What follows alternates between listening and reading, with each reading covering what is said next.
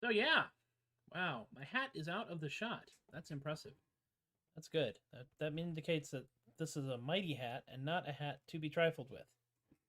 There we go. Now my hat is in the shot. So is the mic. Just adjust that further slightly. Hey, at least I look human today. What's this? Oh, that's the little slider thingy. All right, welcome. Welcome to the Thursday show. Hi, it's me. And we made it. There was a thunderstorm last night, and that thunderstorm kept me awake and paranoid for a while because we live in South Texas, but we had a tornado warning. So watch our warning, but it did cause our phones and the security system we have here in the house to go off far too many times to facilitate actual rest. We are fine. Nothing in our house got see the hat? The shot is greenlit. Yes. We are fine. We are a little groggy. And we're going to celebrate our house being okay by actually hiring somebody, a local handyman, to install a ceiling fan. I've installed the ceiling fan in here. We are, because I installed the ceiling fan in here, I know how complicated it was to take the old ceiling fan out of the ceiling. So I'm going to hire somebody else to take the ceiling fan out of the ceiling in the next room over and put the new ceiling fan in there, and we're going to call it good. Economic stimulus. That's what we're going to do with that. So we're going to stimulate a little economy again. It's pretty much how we play this game. So hi. Hello, yes.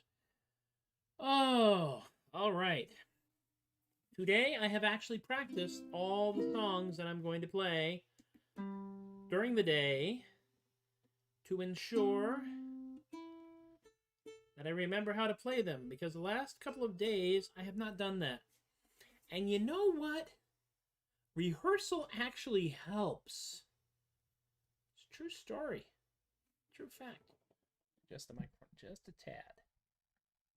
If I can. There we go. We are going to start with one of the songs that brought me to the party. Yep. This one right here, because my friend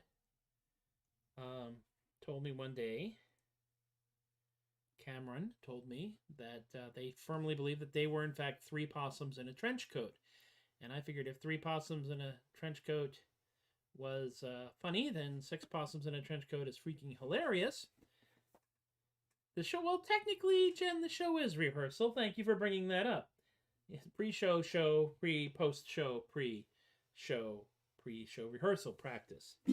Well, you know, I suppose that the real show will be when I'm actually allowed to be out in front of other people again.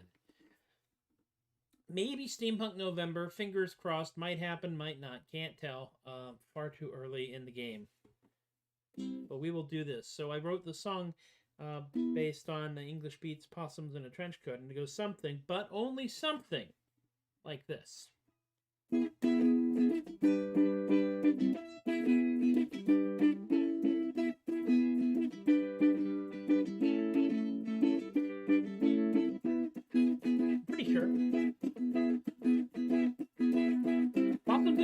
trench coat come to tea. Sit right at a table like you and me. Do they want another biscuit? Better give them 3, 'cause they're not really a gather 6 possums in a trench coat.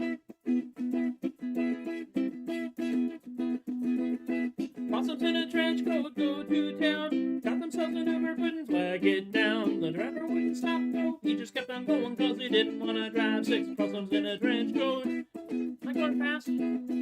Hard to tell. Possums in a trench coat see a show. Do you give them just one seat or the entire front row? Do the possums in the middle just peek out through the buttons? Man, I got so many questions for 6 possums in a trench coat. I'm caffeinated.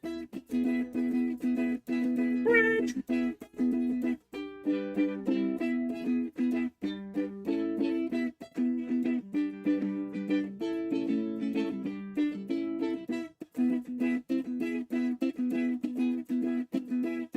Possums in a trench coat on a date. Got there 20 minutes early, couldn't stand to be late. Everything turned out to go much better than expected, with a date turned out to be 6 possums in a caftan. Possums in a trench coat. Boing, possums in a trench coat. Possums in a trench coat. 6 possums in a caftan.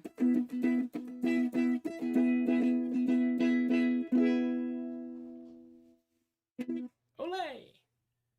Possums in a trench coat.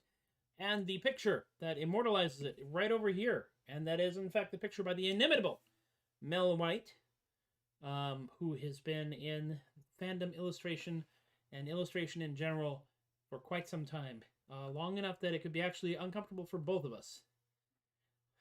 It's a fast song. You know, as long as I get there roughly the same time as the song gets there, we're good. If one of us gets there early, there's probably an issue. The 6 possums, of course, are Geraldine, then Baba Roberto, then we got, I believe that's, it's so tiny now. I can't even read my own images now. That's so embarrassing. I know how I can fix that. I can just click on the play button, and I can see what it looks like over here. Maybe. Except that it's not, because now I'm playing I'm not playing the live show. I'm simply playing the recorded show. Life is so hard. There it is. Geraldine, then Baba Roberto, then Sophia, then Cameron, then Roberto Bob, and then finally George, a.k.a. Hatchback. There we go.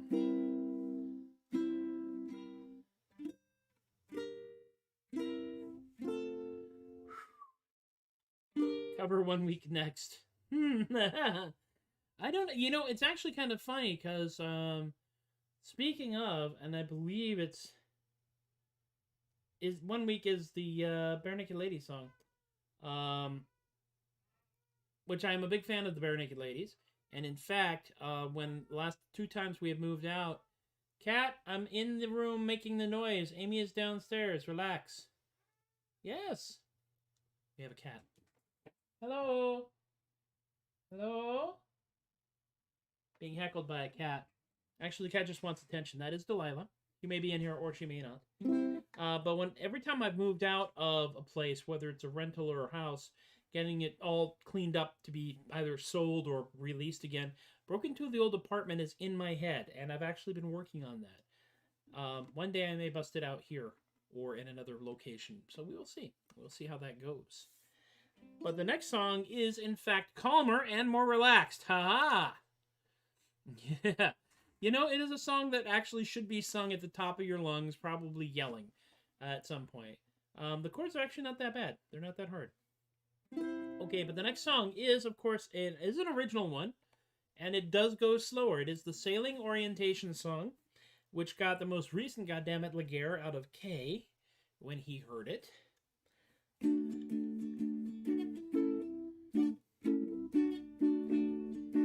It's an orientation song if you're going to go sailing. I promise. If you're going to go upon a ship, there's things you ought to know. For a sailing ship's a complex thing, so learn before you go. There's terms for everything, they do not make it very plain. And if you're not prepared, I feel you might just go insane. It's true. Now, if you're on a 3-mast ship, the first mast is the fore. And counting back from there, you'll find that there are just two more. The one in the back is missing, so I guess it's plain to see that the other two upon the ships are just mast 2 and 3. Now the third mast in the middle is the mast they call the main. And if you're all confused by now, I beg you don't complain, for the captain is a stoic man, that's why he's at the stern. And he'll cast you to the poop deck if you are not quick to learn. You with me? Now a 3-mast ship has many booms, each one is called a yard. Though not a one is 3 foot long, don't take the matter hard. There's lots of rope from boom to mast, each one is called a line. Unless it's attached to a sail, then call that a sheet, it's fine. There are no privies on a ship that use something else instead. You see, these gallant sailors all go priv up on their head. It doesn't change at all if it's a schooner or a sloop, except for the captain, he's still standing sternly on the poop. So now you know a little more of sailing than before, and while all of this is gibberish, I think it's not a bore. For if you were all stuck at sea with nothing else to do, then I'm sure you'd make up goofy names for all of this stuff too. I'm sure you'd make up goofy names for all of this stuff too. You'd probably make up even sillier names for all of this stuff too. Olé! I feel fairly orientated now. It is true, there are some very creative terms, and that's what happens when you have lots of people who speak lots of different languages all on board a single sailing vessel. My personal favorites are Boomvang and Baggywinkle. I'm not sure what a Baggywinkle is, but it does sound kind of dirty, doesn't it? There's lots of things that sound dirty when you're on a ship, especially if you've been on the ship for a really long time. But I digress.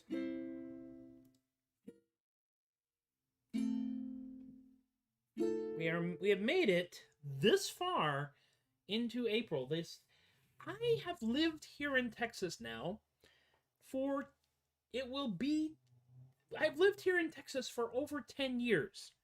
We successfully landed here in San Antonio, Texas, at another undisclosed location, driving an RV, towing a car on a trailer in 2011.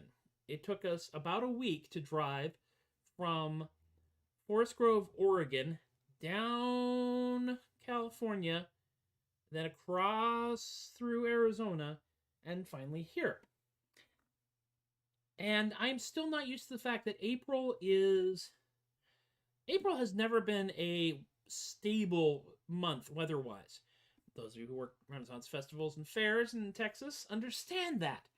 It's always either too cold or way too rainy or startlingly hot, and then we get to May and then it's just really stinking hot.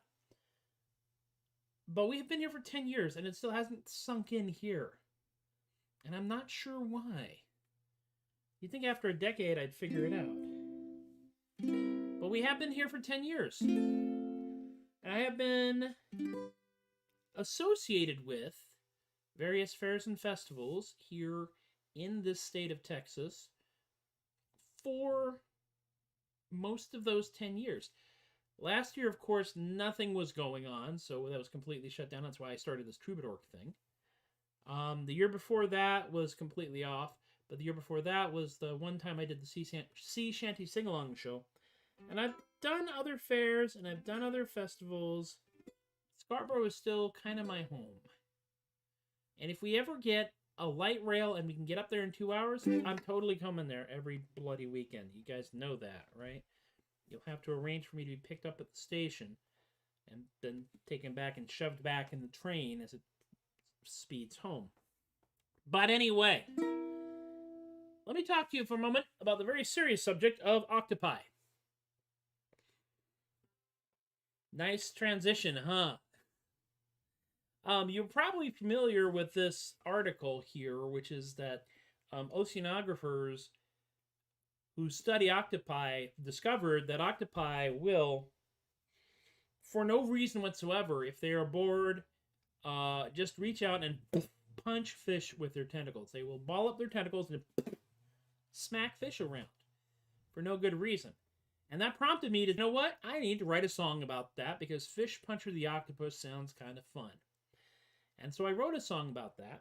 And then, about 3 months ago, maybe a little more, maybe a little less, there was a report about an oceanographer in West Australia who was doing some studies on the coast there, and he got beat up by an octopus.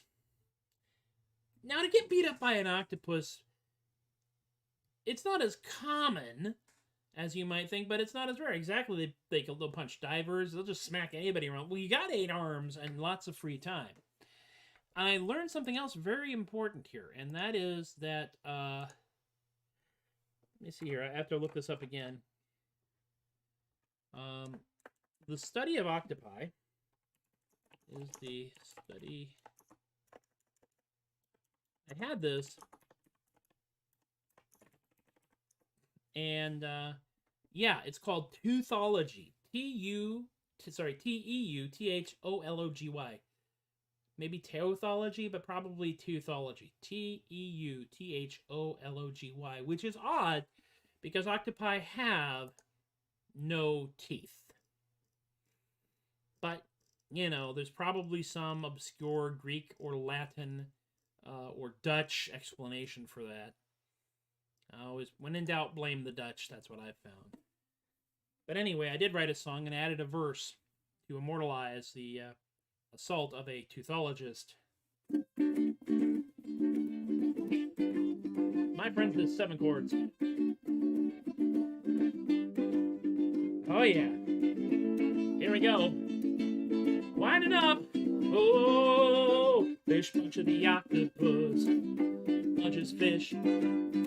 Fish Puncher the Octopus, pugilist. He wants to start a fight, don't know how to do it right. Oh, Fish Puncher the Octopus, he punches. Fish Puncher the Octopus punches fish. Fish Puncher the Octopus, pugilist. He has got a beat up fish just to get relief. Oh, Fish Puncher the Octopus, he punches. Fish Puncher the Octopus punches fish. Fish Puncher the Octopus, pugilist. When he feels he's in a stool, he'll beat up oceanographers too. Fish Puncher the Octopus, he punches.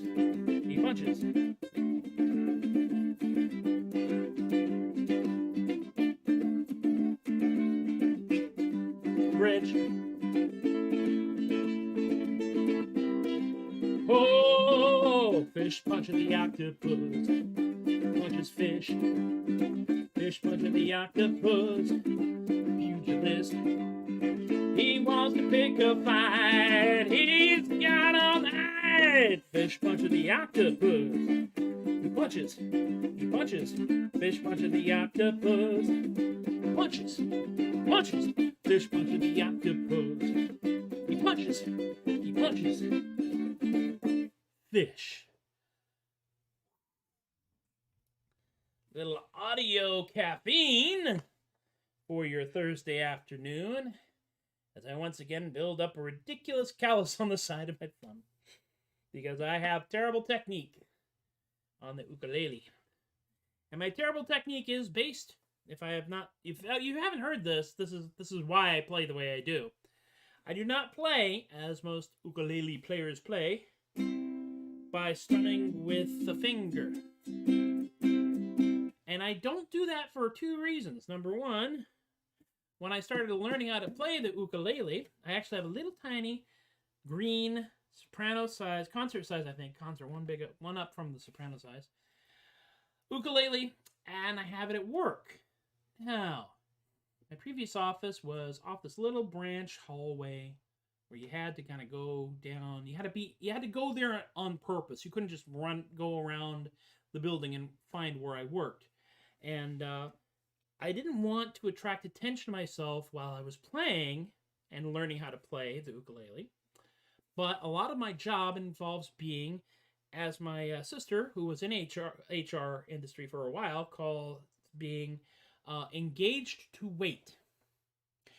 in tech support, help desk, a lot of your job is being there, just in case something goes horribly, horribly wrong. So I discovered if I strum with my finger, that's loud. Holy crap, you can hear that forever. On the other hand, if you just brush the strings with the side of your thumb, you can hear it, the softer tone. It sounds more, you know, light and fluffy, but it doesn't carry as far, which means that when your boss's office is maybe 5 yards from where you are, there's a chance he won't hear it. Now, of course, for the jazzier songs, many of which I'm doing right now, Possums in a Trenchcoat, SOS, Fish Puncher, which I just did, you wind up beating the snot out of the strings. And one of the things that does is it builds up a little callus on the side of your thumb. Not a badge of honor, merely an emblem of poor technique. And now you know the rest of the story. Which brings me, by the way, to the moment you've all been waiting for. That's right. The final song in today's Troubadork show. And it is a song dedicated to my friends Michael and Bubba. Both of whom I know have actually directly told me their goal is to take over the world. Both of whom are artistically inclined. Both of whom will probably do a fairly good job of it. And so, making use of one of my other favorite chords, the F sharp minor. Not a bad chord. It goes really well with the A chord. I dedicate this song. I'm going to try and do this one at a reasonable tempo.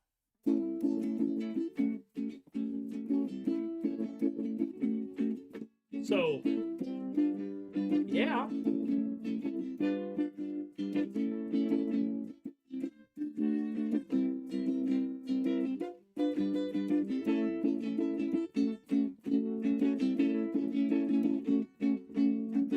Don't want to run things, but my friend can. They've got charisma, they've got the plan. My buddy's got the means, and by them I'll stand. When it comes to world domination, I'm their biggest fan. Well, I just can't wait to watch their plans unfurl when I help my friend take over the world. The world's a messy place, so much to solve. My friend won't let the challenge quell their resolve. They're gonna need some friends to implement their plan, and I'll be quite happy to be their right-hand man. Well, like 4th or 5th, somewhere in the administrative ranks. After all, someone's gonna handle the paperwork, right? Right? Well, I just can't wait to watch the plans unfurl when I help my friend take over the world. Rich.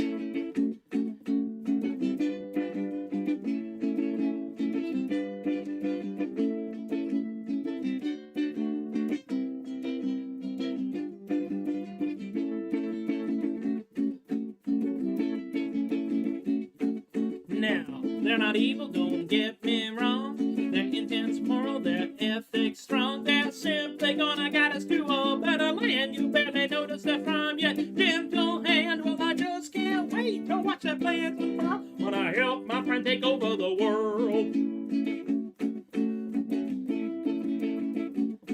Well, I just can't wait to watch their plans unfurl when I help my friend take over the world.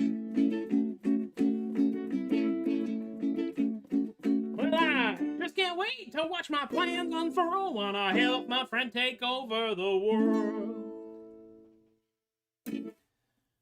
So we come with all of the enthusiasm and energy and self-control of a young golden retriever dashing in through the front door, sliding across the freshly waxed living room floor, headed directly for the expensive china cabinet. At the end of what is yet another semi-successful Tobias the Adequate Troubadork show. I'm rather proud of that one. I'll probably use it again. Thank you all for hanging out with me once again. We will continue to do this until such time as things change. And I will adjust and adapt from there. This is show number 228, for the love of all that is sane and rational. The 29th of April, the year of our thingy 2021. And at this point, we are gradually digging our way out from the big hole where we were earlier. More and more people are being vaccinated. There was a big rush initially, and now we just have to start convincing our more slackerish friends, no, dude, honestly, go, get it. Just so that we can start, having, like, lives again, where we're not all isolated all the time. Because as much as many of us may be introverts, some of us do need a ridiculous amount of validation. And I'm one of them.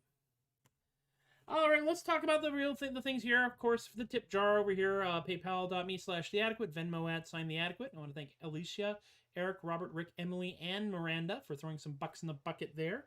I want to thank my startlingly large, bewilderingly generous, and disturbingly tolerant Patreon patron peeps. And that is Jen, Joe, Lexi, Austin, Chris, Teppo, Shay, Linda, Ann, Stephen, Rob, Alicia, Relly, BK, Richard, Brian, and Lorene, and my Patreon peeps, past and future, whoever you may be. You know who you are. I don't. Patreon peeps get some merch. They get some previews of things. They get some previews of some of my other works as well. I am working currently on Goat Tubes, which is going to probably be about 6 or 7 tracks when I'm done with it. And they will be subjected to the bizarreness that it is about a week before the rest of the world is, as I hurl it out into the ether and pray that someone laughs. You can find me, of course, at theadequate.com. I am at theadequate on Facebook, Instagram, and Twitter. Tobias Theadequate at... It's over here. Yeah, there we go. Tobias Theadequate at TikTok and Tumblr. SoundCloud.com/Matthew-Laguerre. Artisanal Gibberish is being republished. Volume 1 is being republished by Unruly Voices, an imprint of Paper Angel Press. And we go live and release the book on the 15th.